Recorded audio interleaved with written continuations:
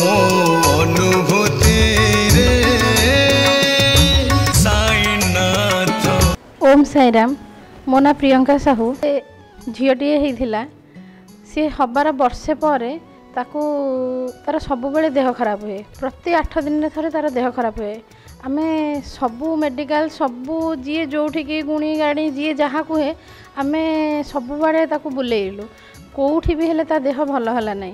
दिने हठात मो स्वामी साई बाबा बड़ भक्त थे बाबा किंतु विवाह पर किछि दिन पर टिके पूजार आमर समय जो टिके अवहेला हो जाइथिला। मु दिने तांको हठात कहली जे देखिए आमे बाबांगर व्रत करवा 5 पाली।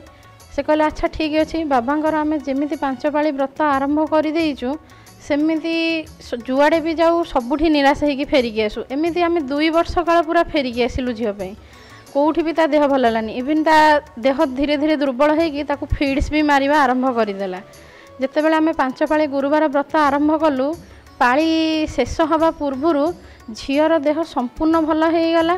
आबे मध्य आमे फिड्स भी आ कौन झीर जानिलु ही नहीं। तापर मध्य आमर सबू जिनस आमर निजर बेपार जेकोसी जिनस हो जहाँ भी आमे भाभी मनरे सबुथरे आमर उन्नति है। इवन भी मो स्वामी आज के 20 वर्ष है भुवनेश्वर जावा आसा करुँच माने विभिन्न दुर्घटना बाबा ही तांको रक्षा करुँच। माने विभिन्न एक्सीडेंट हेरिकार जमी लगे कि बाबा ही आसिक अटकाउछन्ति।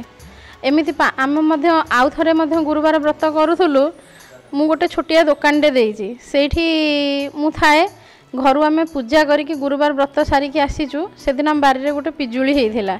झियो मोर कहला ए पिजुलीटा मु खाइबी। ता जेजीमा कहिले नाई एटा पूजा हबो बाबांग पाखरे पूजा सरू तापर तू एटा नेकी खाइबो। आमे पूजा सारिकी पळी आसचु पिजुलटी आनिया को भूली जाइचु कि ताकू देइनु। से आसिकी मते कहला मो पिजुलटा काई मते देलु नाही। से मु कहली अच्छा ठीक अच्छे घर को गले खाइबा आ रखी देइथिबो।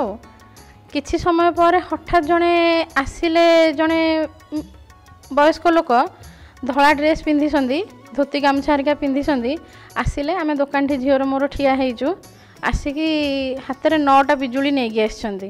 कहले पिजुली खाइबु परा कहूथलु एइठी पिजुली ने। आमे हठात आश्चर्य हो गलु तांको केबे चिन्हिनु कि देखिनु जानिनु। वर्षा मध्य होउथाए केही भी नाहांती हठात आसिके पिजुली देई देई गले किए से। मु हठात दुकान रू बाहर की जाइके तांको पचारिला बेलकू से सेठारे आउ नाहांती। से एते स्पीड रे जाइछन मु आउ जानि पालिन जे से कुआडे भी गले।